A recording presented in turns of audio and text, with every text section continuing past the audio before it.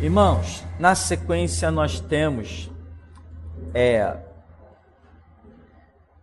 uma página que fala sobre cores, a segunda parte da apostila, página 3, e alguns professores de como é que chama? Artes plásticas, né? Eles classificam algumas cores como cores primárias. Alguns classificam 3 cores como cores primárias, outros classificam 4 cores como cores primárias. E daí, da mistura dessas cores, surgem todas as outras cores. Você vê que até a impressora, né?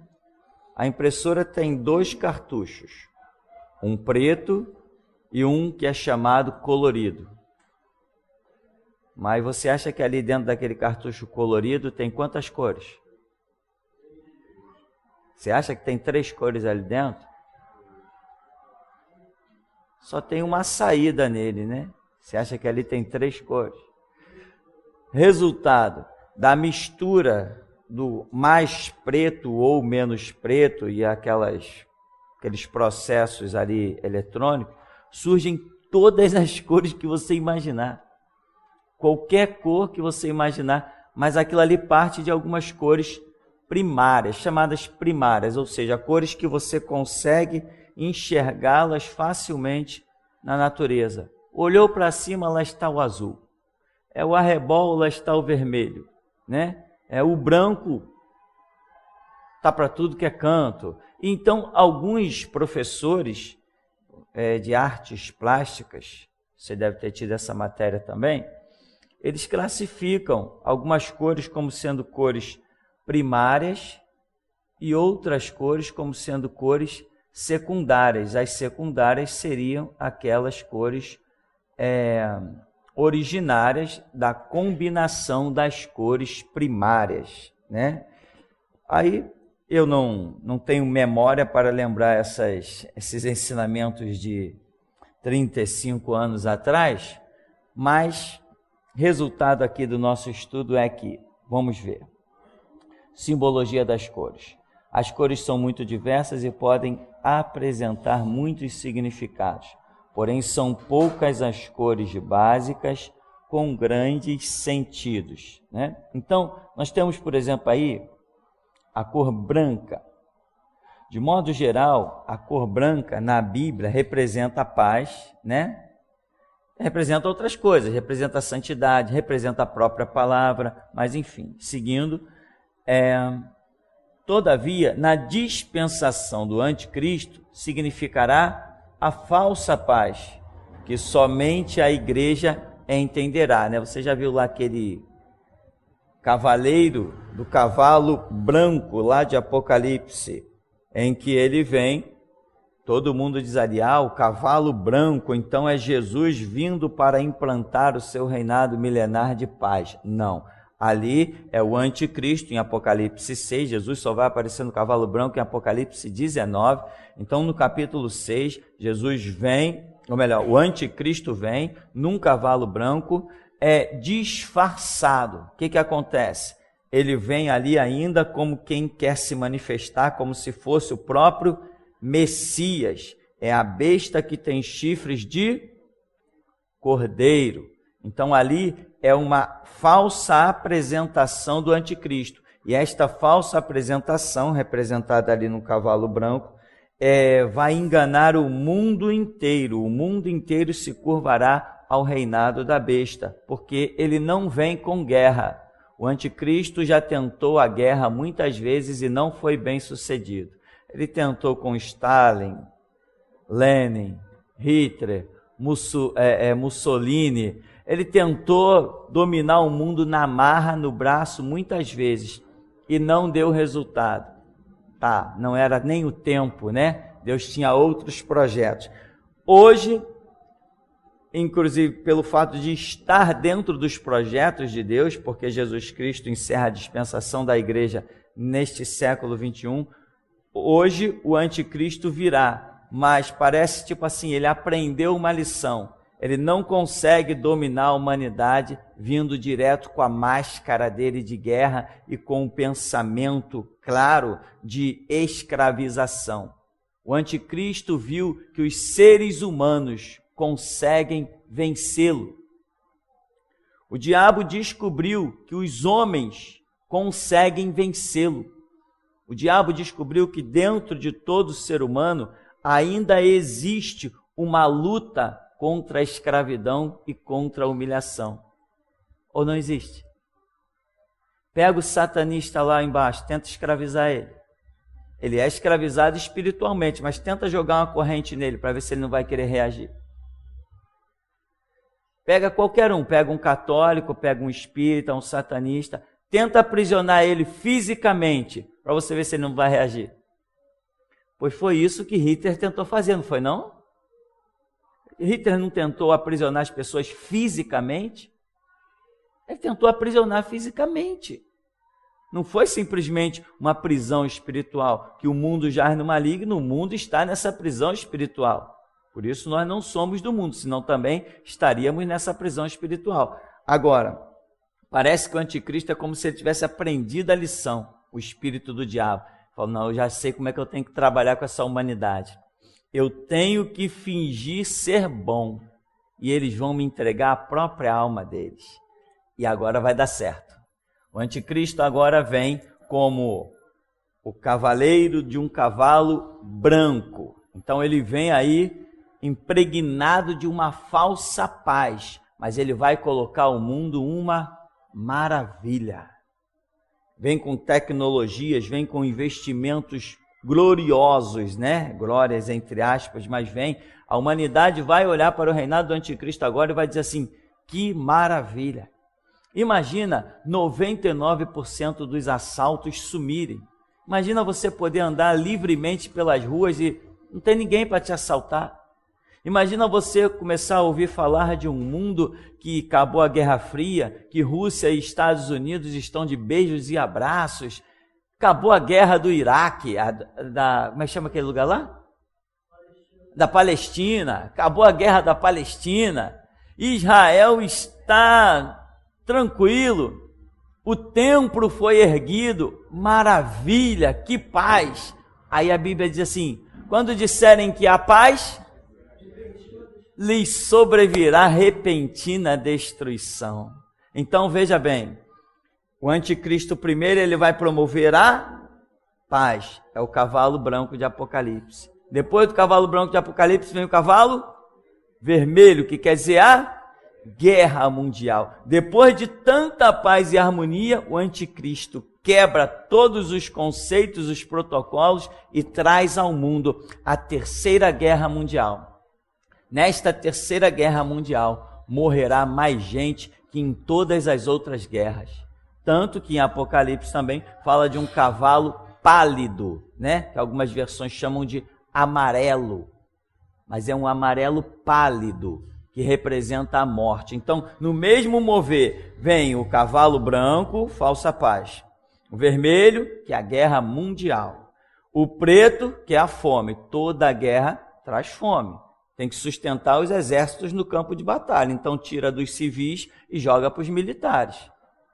E depois o cavalo amarelo, que diz que era a morte e o inferno o seguia. O que está representando? Que a maciça morte que vai acontecer nesse período, que será neste século 21, a maciça morte que vai estar ocorrendo ali, será de pessoas que serão lançadas no inferno.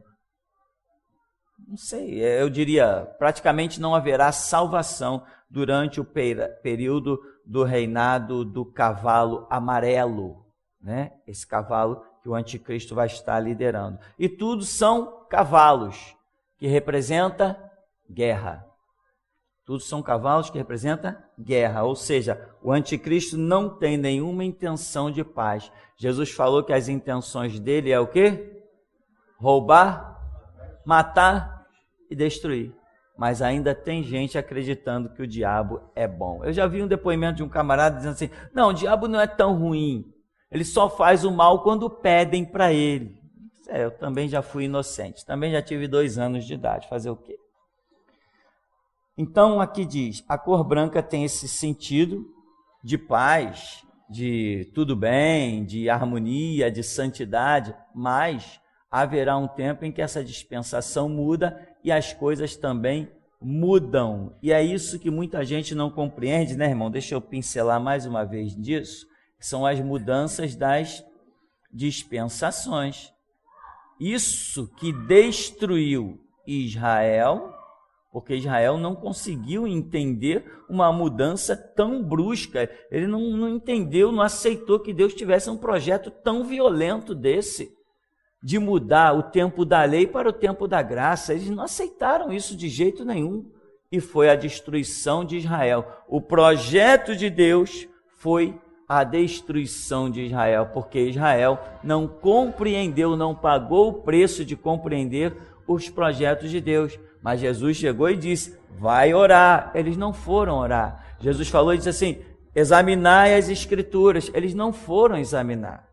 Hoje nós estamos vivendo a restauração e eu estou dizendo para o povo, vai orar, mas eles não querem orar. Eu digo para eles, examine as Escrituras, mas eles não querem examinar. Hoje nós estamos vivendo a mesma coisa. O que foi a queda de Israel e a sua destruição também classifica a queda e a destruição da atual igreja que está aí ficando para trás. A igreja chamada da era da evangelização, né? Quando eu digo assim, irmão, eu não evangelizo mais, esse ministério não tem evangelização. Irmão, isso escandaliza 99% do cristianismo. Por quê? Porque as pessoas cauterizaram a sua mente no ide por todo o mundo e pregai o evangelho a toda criatura. É difícil, se você não tem espiritualidade, se você não tem vida com Deus, você não consegue receber os segredos de Deus.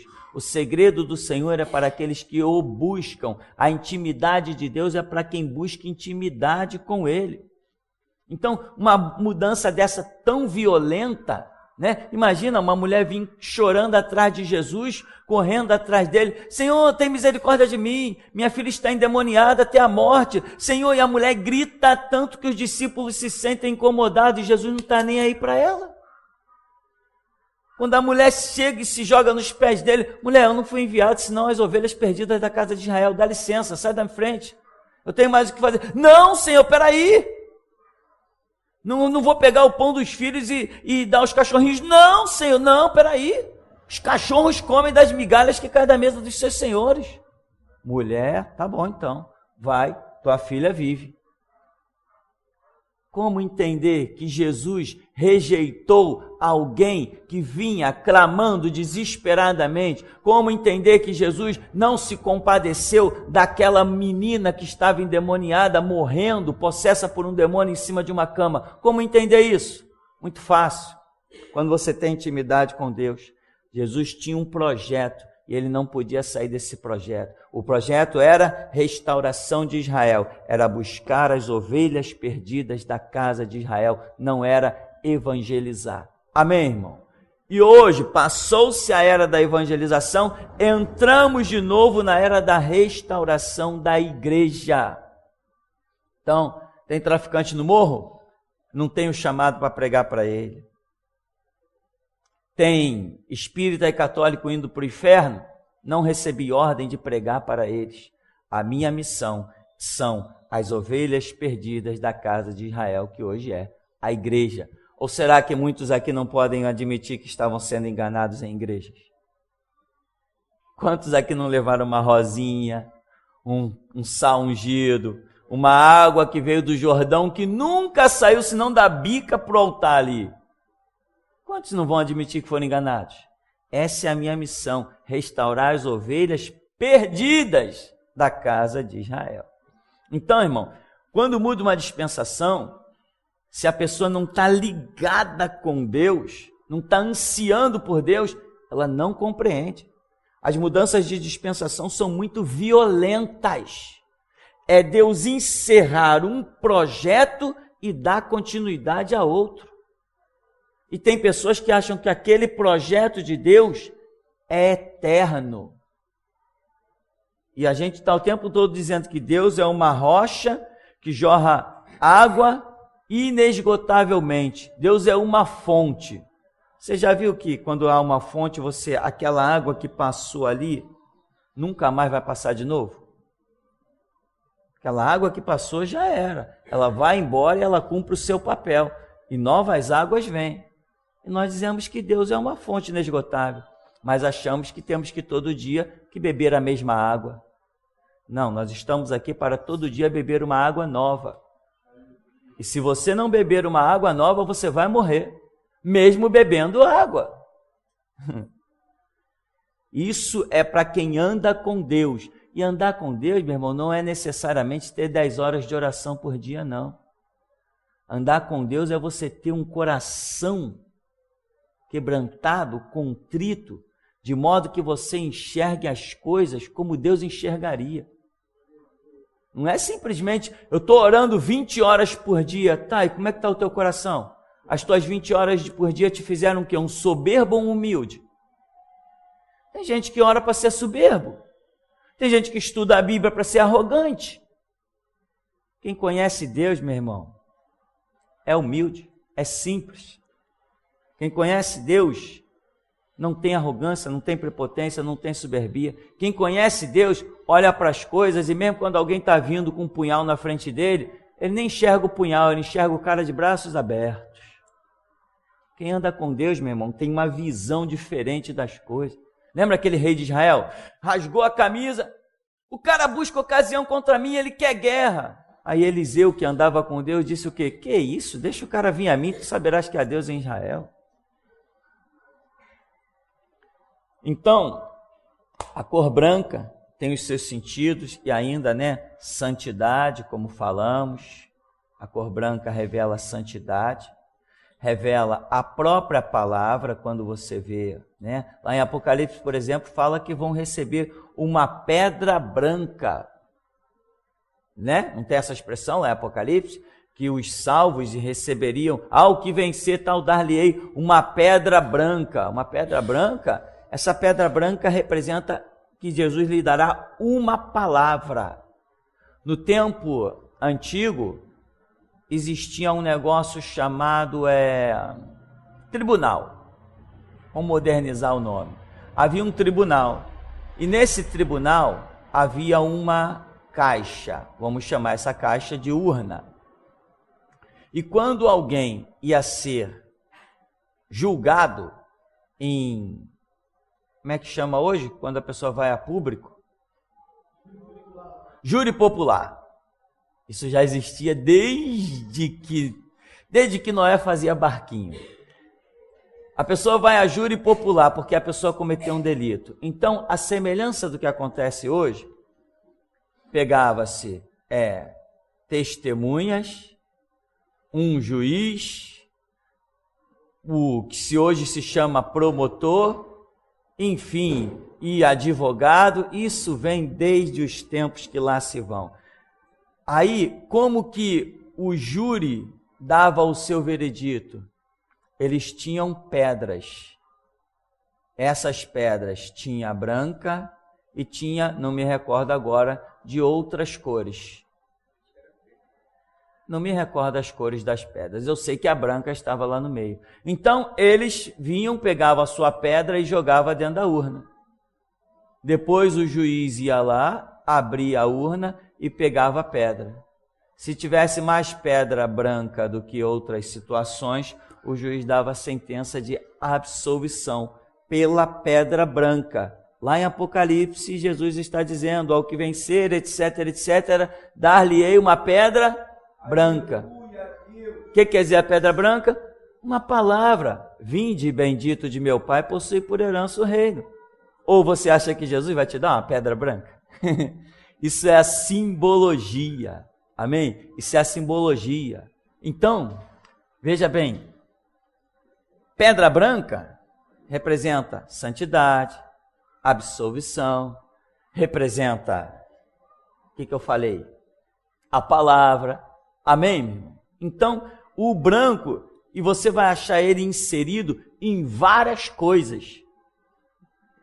Em uma coisa boa, mas quando muda uma dispensação, o branco pode representar algo ruim, algo mal. Então só depende de quê? Da dispensação em que as coisas estejam inseridas. Já me fizeram pergunta pela internet. Os teólogos da internet, né, irmão?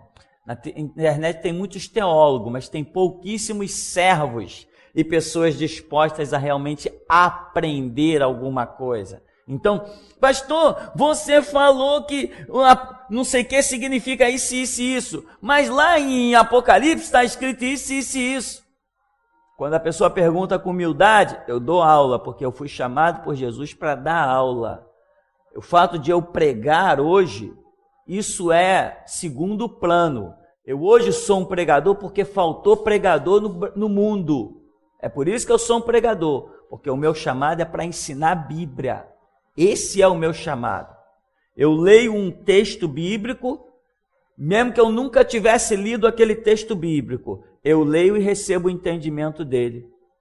Que quando as pessoas depois me procuram, pastor, eu li num livro que o significado daquilo é aquilo mesmo. Eu falo assim, eu nunca li livro nenhum. Eu tenho esse chamado, foi para isso que Jesus Cristo me chamou, para através da Escritura abrir vista e entendimento das pessoas. O fato de eu hoje estar atrás de um púlpito foi porque faltou pregador. Jesus chamou muita gente para o ministério da restauração, mas todos lhe disseram não. Então o chamado chegou até a mim. Mas esse não era o meu chamado, para pregar atrás de um púlpito. O meu chamado era para ensinar Bíblia. São coisas diferentes. Então, aí, quando a pessoa tem humildade, eu explico. Não, irmão, aquilo está se aplicando a uma outra dispensação que surgirá. Então, o sentido das coisas muda. Agora, quando a pessoa já vem cheia de arrogância, eu digo, é mesmo, irmão, você está certo e eu estou errado. Viva a sua vida que eu vivo a minha.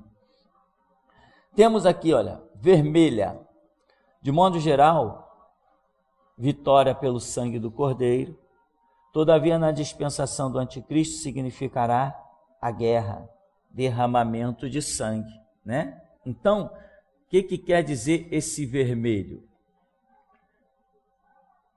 Às vezes há profecias que vêm aonde Deus mostra, irmão, estou vendo isso, aquilo, tal, e eu estou vendo uma cor de alguma maneira, ou numa roupa, ou seja lá como for, vermelho.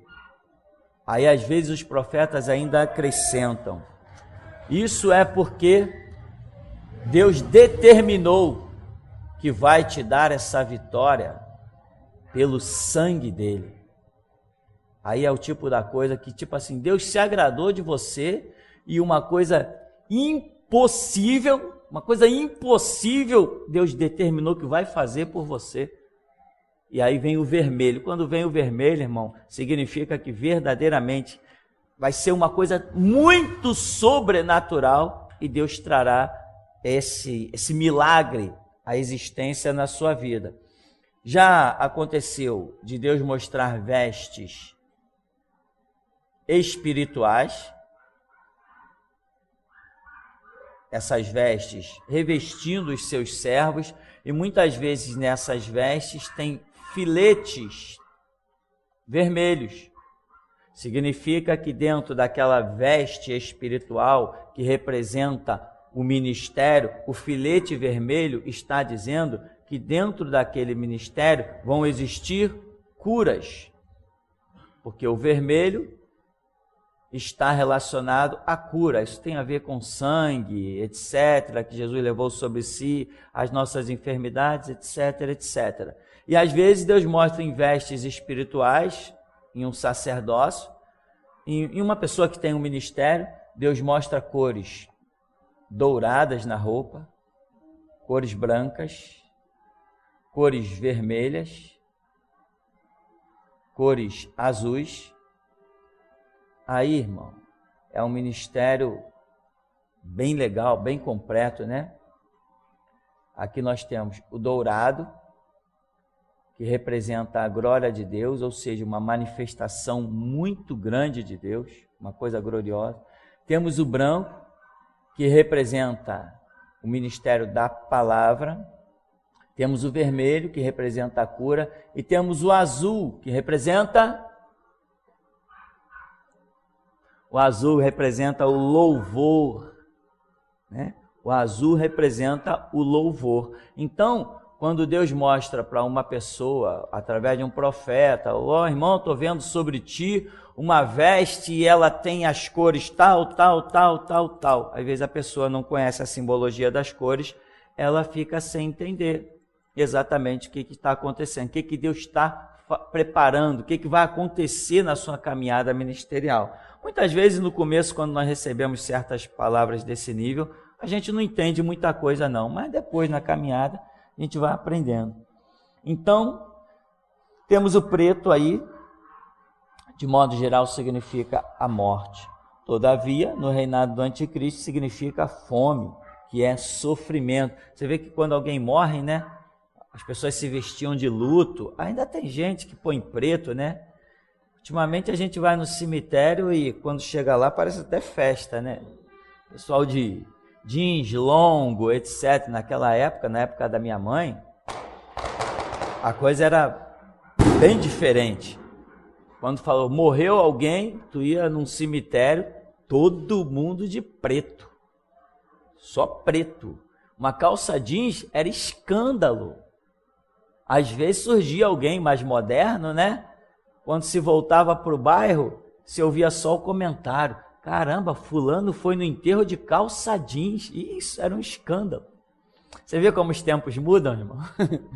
As coisas mudam demais, é uma coisa engraçada. Então, o preto, quando se fala de preto, se fala de morte. Mas no reinado do anticristo, esse preto ainda não é a morte. Esse preto é fome. E quando se fala de preto, fome, no reinado do anticristo, está se falando de sofrimento. São pessoas vendo seus filhos morrer de fome. Há inclusive um detalhe que a Bíblia diz que as pessoas desejarão a morte fugirá delas. Ou seja, o anticristo não se sacia somente com a morte. Ele também planeja sofrimento. Tem demônios que empreendem uma ação contra a pessoa. Você já deve ter ouvido pessoas que morreram de tuberculose. Chegava lá, o médico fazia tudo que era exame, da cabeça à planta dos pés, e o médico dizia assim, não, você não tem nada.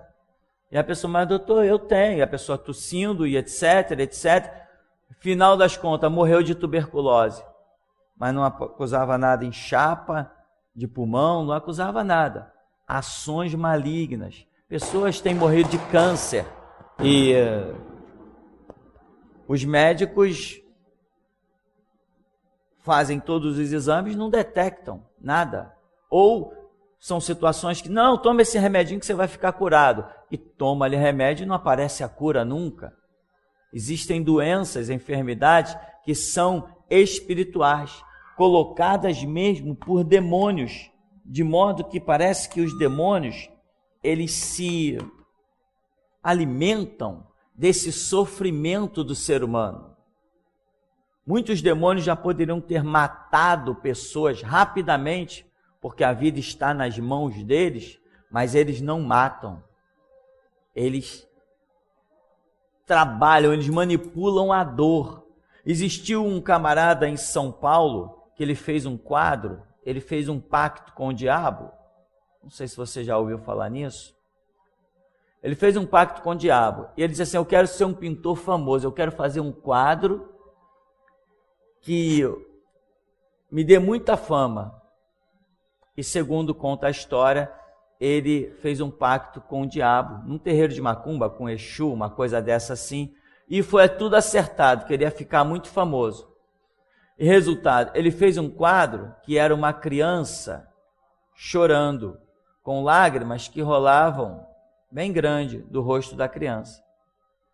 Só que quando se virava esse quadro de cabeça para baixo, via-se um monstro devorando aquela cabeça da criança.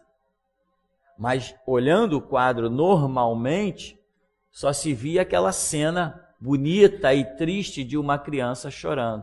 E esse quadro vendeu muito e o cara ganhou muito dinheiro. Realmente ele ficou rico.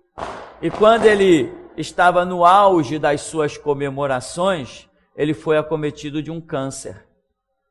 E segundo dizem os que viram mais de perto a história, dizem que nunca viram uma pessoa de câncer sofrer tanto como este homem sofreu.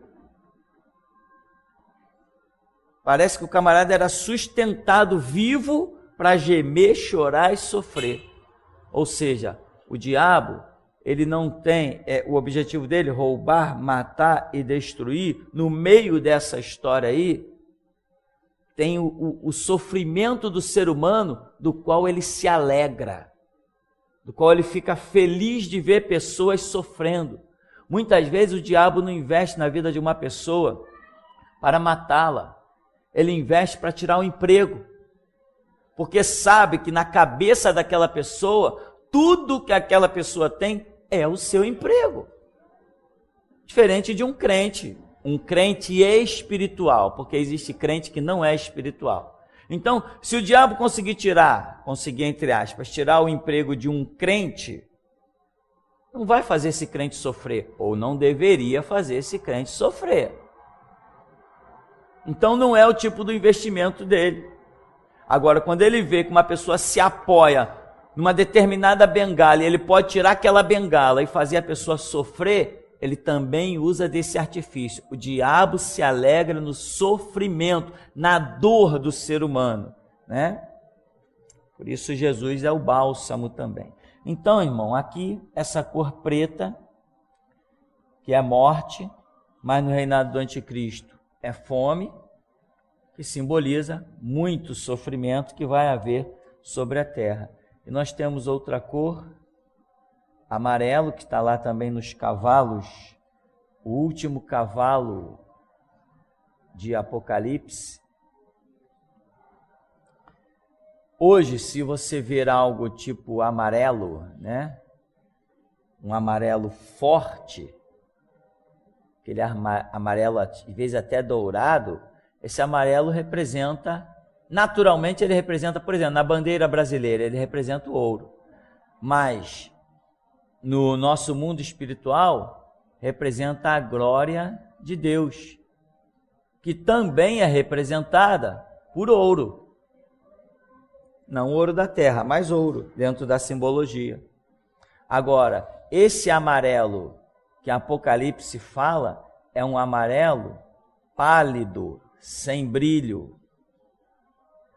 É que as nossas versões, a maioria das versões que nós temos, trazem essa cor amarelo e foge um pouco o entendimento. Mas não é um amarelo forte, um amarelo vivo, um amarelo brilhante, que lá o Cavaleiro de Apocalipse está tendo. É um amarelo pálido, que representa a morte. E ali diz, inclusive, que o inferno o seguia, realmente demonstrando que ali a maciça morte que vai acontecer, sucedendo a guerra, precedida pela guerra e pela fome, aquela morte maciça que vai haver sobre o planeta, diz-se do Vale do Armagedon, uma guerra inacreditável com sabe-se lá quantos milhares de pessoas. Aqueles que morrerem naquele período, praticamente ninguém escapa dali para a salvação. Vai todo mundo para o inferno. Será um período de grande colheita satânica. Então, de modo geral, representa riquezas minerais, enfim, a realeza. Contudo, no reinado do anticristo significará a própria morte. Tá? Esse é algum detalhe dessas cores. Agora, existem outras cores que elas não são, até para nós, não são cores definidas. Por exemplo, quando você vê uma cor cinza, quando você olha para um cinza, o que você vê? Você vê preto e vê branco. É isso que é um cinza. Pega uma roupa cinza e olha ela de pertinho. Você vai ver lampejos preto e lampejos branco. Isso já tem outro significado. Quando você olha, por exemplo, para um rosa não é uma cor definida. É uma cor misturada que pode ser também considerada uma cor intermediária, ou seja, é uma cor que não está definida. Você, quando olha para um rosa, se você levar o rosa aos dois extremos que a antecedem e que a precedem, ali do rosa para trás, você pode encontrar um branco. Do rosa para frente, você pode encontrar um vermelho. Mas o que é o rosa? O rosa é uma situação indefinida. Muitas vezes, já teve várias pessoas com sonhos aqui durante o ministério, e pessoas viram cores intermediárias, como o cinza, era o que era enfatizado para a vida dela. O cinza, o rosa, e a palavra era, não me recordo de todo o sonho, mas a palavra era: meu irmão, você ainda não tomou uma decisão na sua vida. Você ainda está em um estágio intermediário. Você ainda não decidiu se vai seguir realmente Jesus ou não. Ou às vezes não é com relação a seguir Jesus, mas com relação ao projeto de Jesus que trouxe a pessoa para o ministério. Às vezes a pessoa está indecisa. A situação dela está indefinida. Agora, tem outros que Deus já mostra legal, envolvido no azul. O azul chega a brilhar como uma luz, envolvido no vermelho. São coisas definitivas. Outra coisa que nós temos, que Deus nos ensinou, foi bom eu lembrar, é o verde. O verde que Deus nos revelou, que significa uma preparação. Preparação, ou seja, quando Deus mostra uma pessoa envolta numa situação em que traz enfaticamente o verde, significa que aquela pessoa está caminhando bem e está sendo preparada para alguma coisa. E no que ela está sendo preparada para alguma coisa, ela está na trilha disso, ela está caminhando bem, quando o verde está aparecendo na vida dela. Ou seja, Deus está preparando ela. O verde é uma cor que no espiritual revela uma transição de preparo. Está no verde, Deus está preparando. Para quê? Não sei para quê, você não sabe para quê, mas Deus está te preparando para alguma coisa. Então vai chegar um momento que alguma coisa vai acontecer na sua vida. O verde revela essa transição de preparo de Deus. E agora, não me recordo assim todos os detalhes das cores que aparecem, mas à medida que vão aparecendo cores, nós vamos lembrando em sonhos, visões, né? Se você vê lá quando Moisés está construindo o tabernáculo, em que Deus deixa para ele claro as cores que cada situação teria. Moisés, as cortinas será da cor X. Moisés, não sei que tal, vai ser da cor Y. Moisés, na cor... Deus determinou as cores para Moisés. Aquelas cores são símbolos das coisas espirituais, dos moveres que Deus traz dentro de um santuário. Fora a cor da cortina, ainda tem o significado da própria cortina. Nós tínhamos, por exemplo, as bases do tabernáculo, que eram 4 bases de 4 não sei o quê. E no fim, quando você multiplica, dá 16, ou seja, 16 é o número da base. Aí, coincidentemente, lá em Mateus 16, Jesus está dizendo que vai fundar a igreja dele.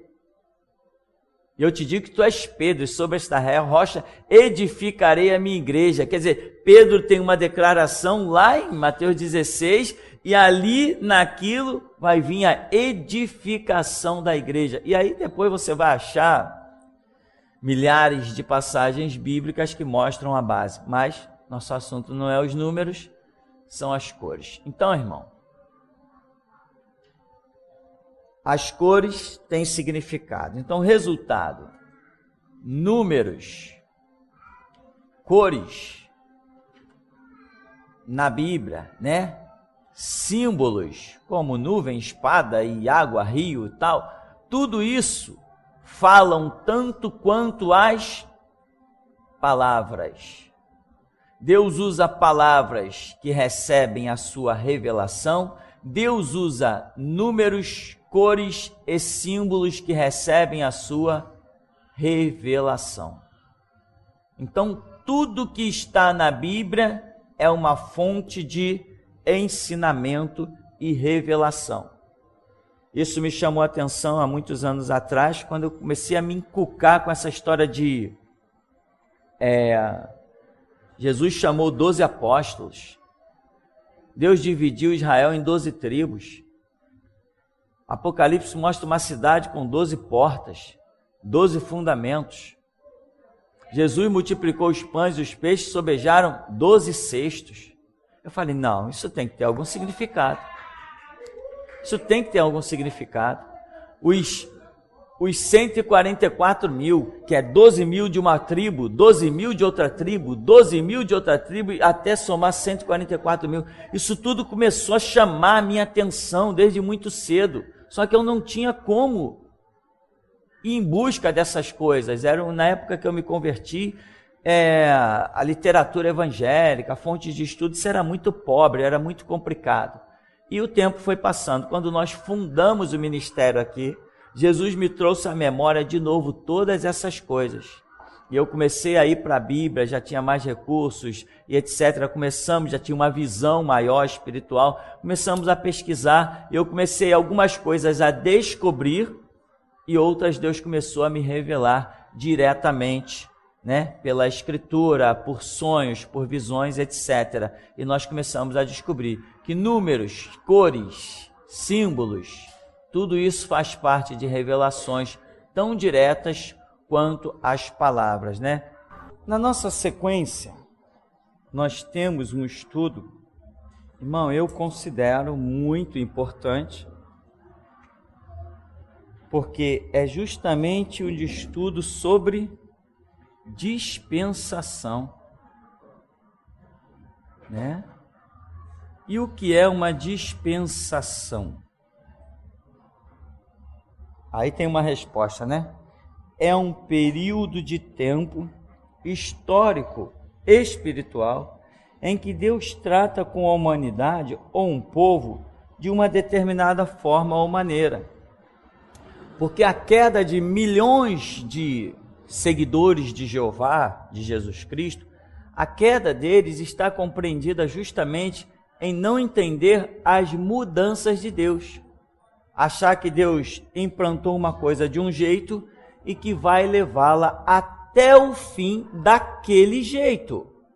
Mas a Bíblia mostra que não é assim. Nós temos, aí depois vem aí, quantas dispensações nós já tivemos? Isso aqui não é tudo. Nós tivemos a dispensação da inocência, que era aquele período da maneira como Deus tratava com Adão. A maneira como Deus tratou com Adão foi a mesma maneira que Deus sempre tratou com a humanidade? Ou teve diferença? Teve diferença, porque houve uma mudança de dispensação. A forma como Deus trata, né? O que acontece? O que é essa palavra, dispensação? Às vezes você pode ouvir uma expressão, fulano dispensou uma atenção ao cicrano. Ou seja, dispensar uma atenção quer dizer, é atentar ali para um momento de uma situação, vai haver uma conversa, vai haver uma explicação, vai haver um ensinamento, ou seja, está tratando, dispensou uma atenção especial. Ou seja, mostrou alguma coisa diferente especificamente para alguém. Dispensação de Deus para a humanidade é algo que ele vem para abranger todo ser humano. Porém, nem todo ser humano se curva às dispensações de Deus. E ainda tem o detalhe em que Deus tem uma dispensação absoluta e ainda tem dispensações Como é que chama? Permissivas.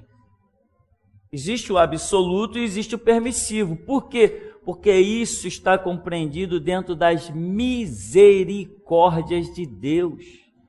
Porque se Deus dissesse simplesmente assim, eu vou tratar agora na minha dispensação X e o absoluto é esse, acabou. Quem não se enquadrar está ferrado. Não, ferrou mesmo. Então existem sim vontades de Deus absolutas e vontades permissivas. Qual é a vontade absoluta de Deus? Não matarás. Mas quantos já mataram e hoje estão até pregando atrás de um púlpito? Se tu matares, derramar sangue inocente, tu também vai morrer. Não é isso que diz a lei?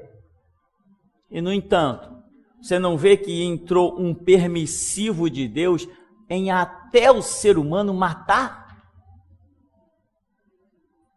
Aí a Escritura diz, Deus não leva em conta o tempo da ignorância, mas a partir do momento que tua mente se abre, Deus vai te cobrar naquilo que você entende com clareza. É por isso que eu sou contra a pena de morte, principalmente para um jovem de 16 anos.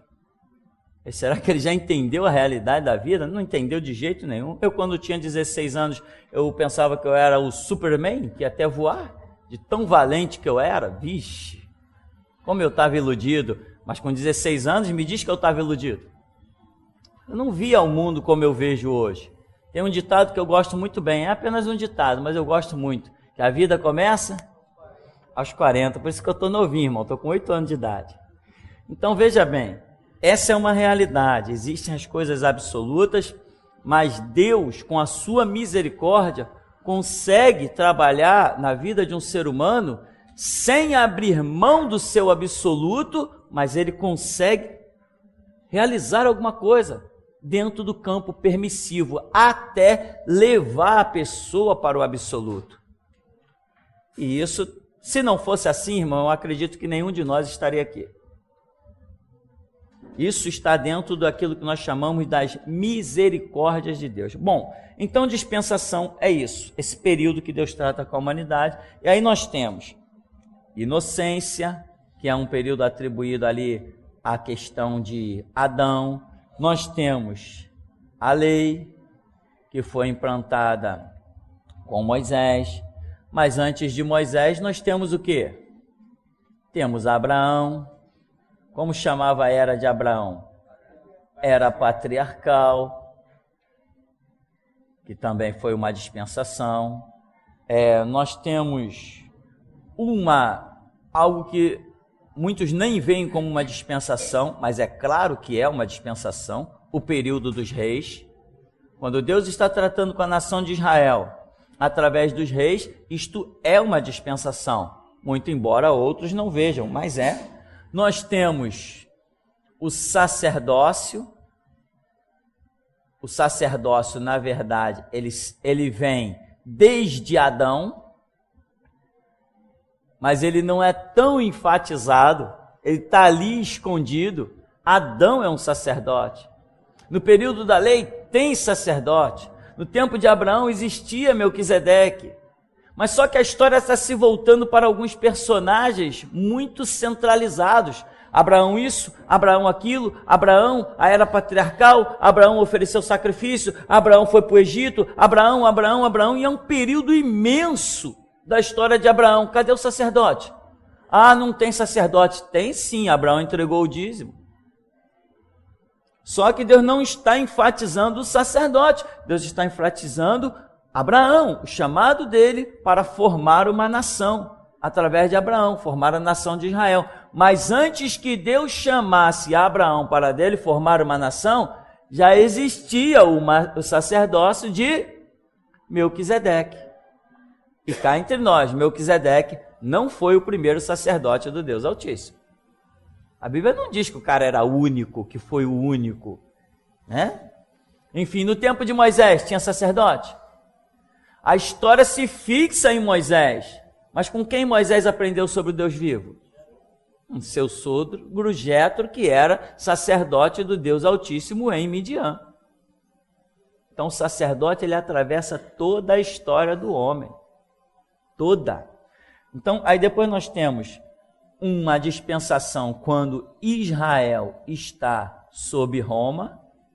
Ali também existe uma dispensação.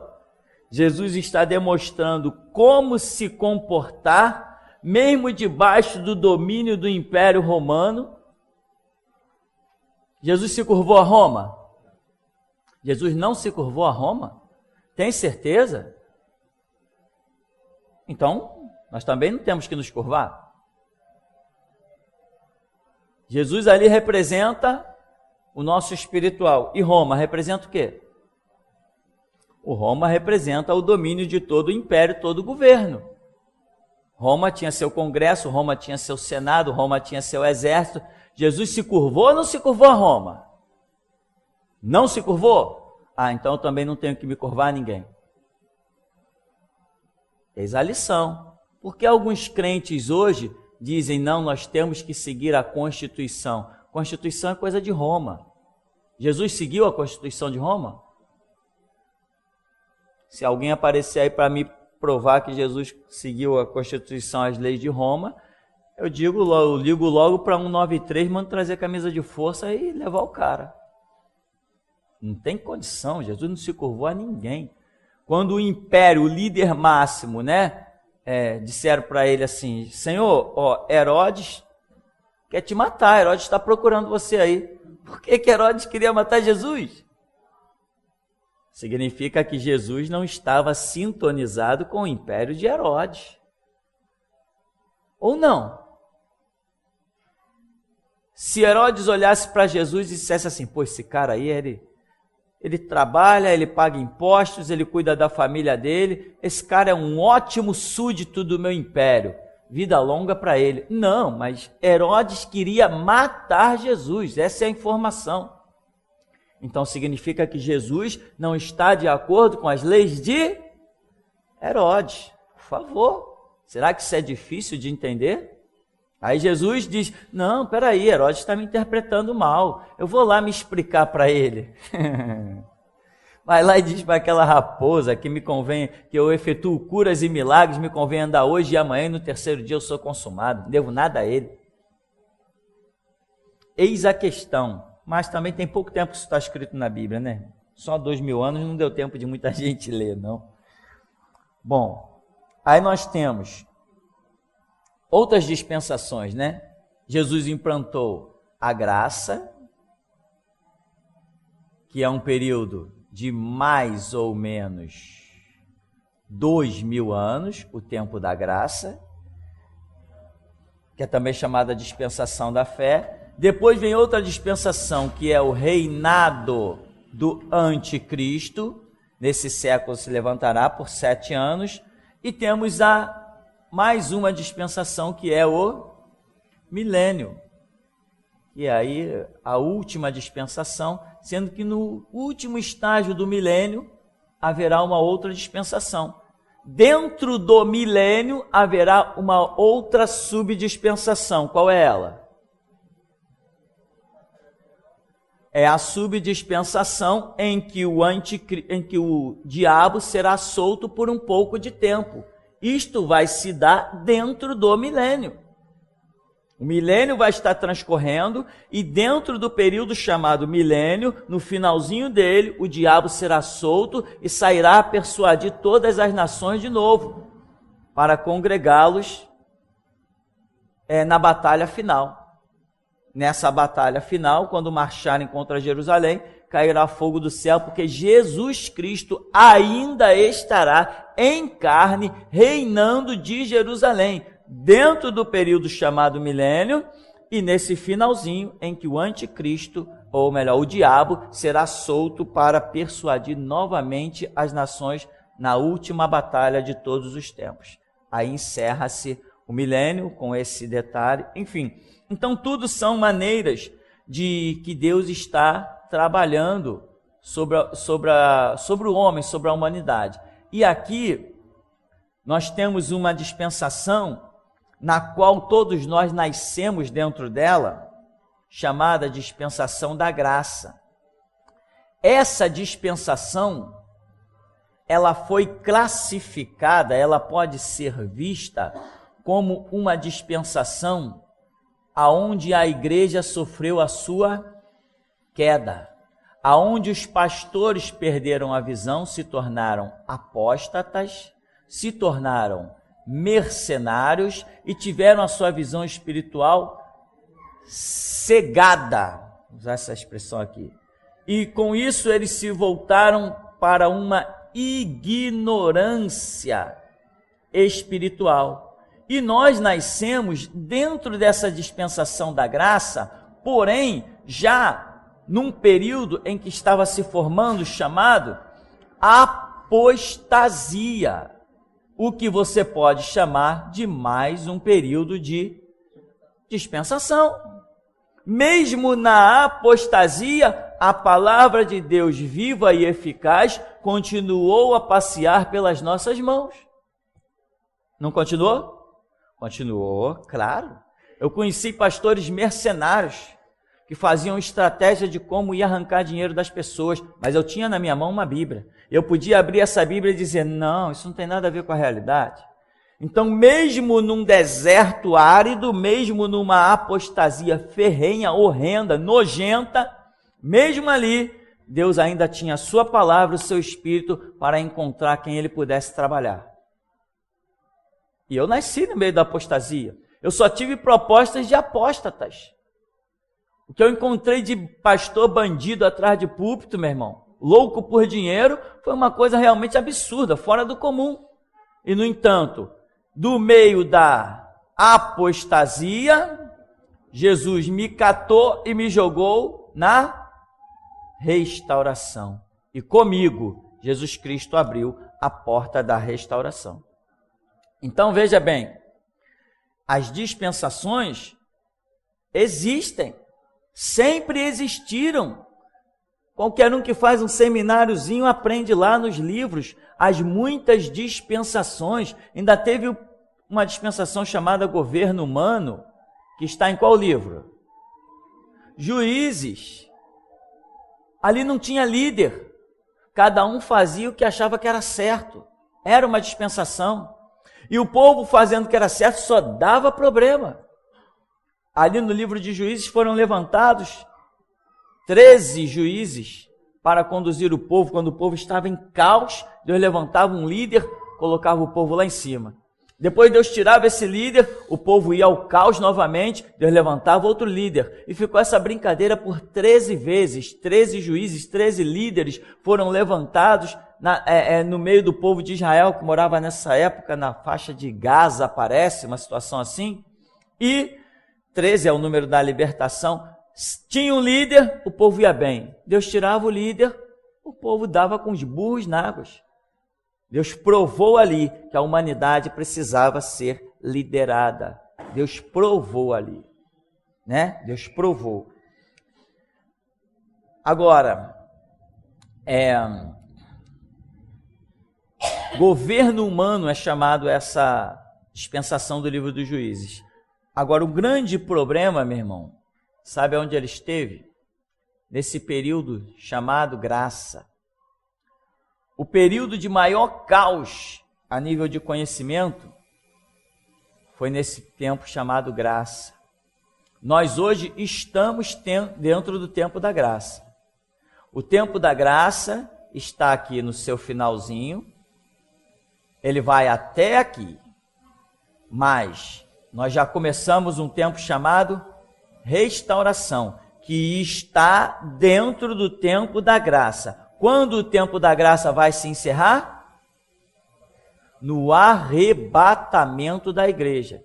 E o arrebatamento somente existirá porque existe um período chamado restauração dentro do tempo da graça, para poder fazer os crentes acordarem para uma vida real, espiritual, batalha, morrer pelo evangelho, porque tem muita gente dentro das igrejas querendo viver do evangelho, mas o chamado de Jesus Cristo é para morrermos pelo evangelho. Jesus não é o meu escravo, ele é o meu Senhor. Ele não se sacrificou por mim e ponto final. Não, eu agora tenho que me sacrificar por ele. A um servo cabe ser igual ao seu Senhor. Então, no arrebatamento encerra-se o tempo da graça, o chamou à porta, o fechou a porta, Mateus 25. Depois desse tempo da graça que se fecha, muito claramente se verá a dispensação do anticristo. Um período aí que durará 7 anos. Daí Jesus no final vem e implanta o seu reinado milenar, descendo no Monte das Oliveiras, e a história segue-se por 1000 anos, sendo que no finalzinho acontece a mesma coisa ali, no finalzinho dos 1000 anos da dispensação do milênio, o diabo será solto novamente. Ele será preso aqui, quando Jesus desce no Monte das Oliveiras, o diabo é preso, e no período final o diabo é solto. Tudo isso são formas diferentes de Deus tratar com a humanidade, tá? Mas como eu dizia, a graça foi aonde as igrejas se cegaram, porque tem uma palavra que diz: ide por todo mundo e pregai o evangelho a toda criatura. E as pessoas não foram capazes de entender que isso poderia ser mudado.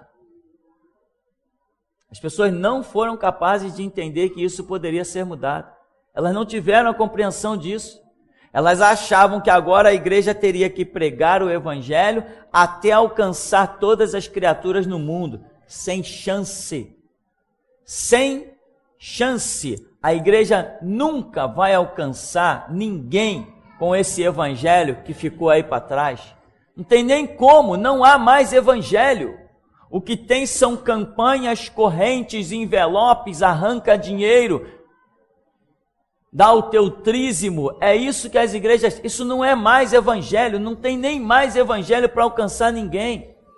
O camarada entra numa tribo indígena e põe lá um palanque, daqui a pouco, só porque tem uns índios na frente falando alguma coisa, ele está pensando que alguém se converteu. Conversão é quando eu digo, eu quero morrer por Jesus Cristo. Isso é conversão. Não existe conversão de tipo, estou na igreja, a porta está aberta. Estou na igreja não quer dizer nada. Então, esse evangelho sem sentido, foi pervertido, que ficou para trás, não tem nem condição de alcançar mais ninguém. Como é que um evangelho que põe político atrás do púlpito vai converter alguém?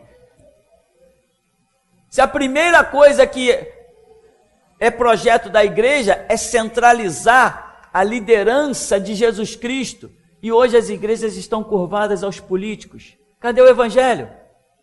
Nem evangelho não se tem mais para alcançar ninguém.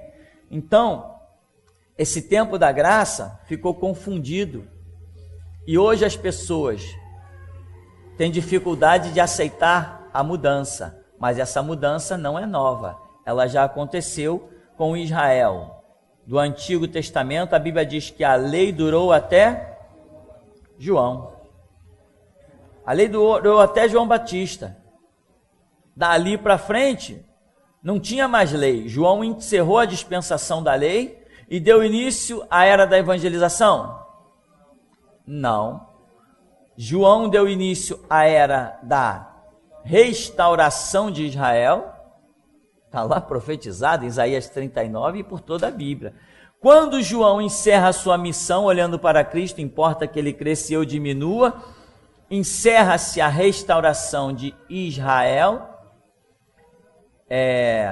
na transição do Antigo Testamento, e aí Jesus vem e implanta o tempo da graça, com o Evangelho. João pregou o Evangelho? João Batista pregou o Evangelho? Não, João Batista não pregou o Evangelho, mas pregou arrependimento. João apontou para alguém que viria, mas não especificou como nós hoje especificamos os ensinamentos desse alguém que viria. João disse, mensagens curtas, arrependei-vos dos vossos pecados, contentai com o vosso solto, não defraudeis a ninguém. Essa era a mensagem de João. Não cobreis mais do que é justo, tal. Ele apelou para um caráter do ser humano, para que esse caráter se tornasse propício a receber Jesus Cristo. João não pregou o evangelho. João atentou para uma outra questão, e o ministério de João é um chamado à restauração de Israel. Ele vai embora, essa restauração continua ainda um pouco de tempo com o próprio Senhor Jesus e com o apóstolo Pedro nos cenários de Israel. Depois encerra-se o tempo da restauração de Israel e no ano 70 vem um massacre e os judeus são reduzidos a pó. Tiveram todos que sair fugidos de Jerusalém. Quem não fugiu, morreu. Mas tem um detalhe: antes de Roma, no ano 70, massacrar os judeus e massacrar a cidade de Jerusalém, os cristãos já tinham saído dali. Tinha acontecido uma coisa, tinha havido uma perseguição e os cristãos já tinham saído. Então, irmão, dispensação é isso que você precisa entender. Deus não levantou um projeto com Adão e esse projeto seria até o fim da era da humanidade. Não. Deus não levantou um projeto com Abraão e esse projeto não sofreria mudança até o fim da era da humanidade? Não. Deus não chamou Moisés para que seu projeto fosse definitivo sobre a terra. Deus não instituiu o tempo de João Batista, por exemplo, ou qualquer dos profetas, para que esse fosse um projeto definitivo. Não. Essa é a questão que as pessoas não entenderam, tá? Não entenderam e acharam que poderia viver por aí pregando o evangelho a vida toda. E hoje tem gente visitando o presídio que Deus nunca mandou ir, visitando o hospital que Deus nunca mandou ir, distribuindo folheto que Deus nunca mandou distribuir, e isso é difícil de entender. Isso não é fácil de compreender, porque as pessoas negligenciaram o estudo da Escritura, fizeram seminário para pegar os seus canudos e se exibir diante dos outros, para não dizer outra coisa.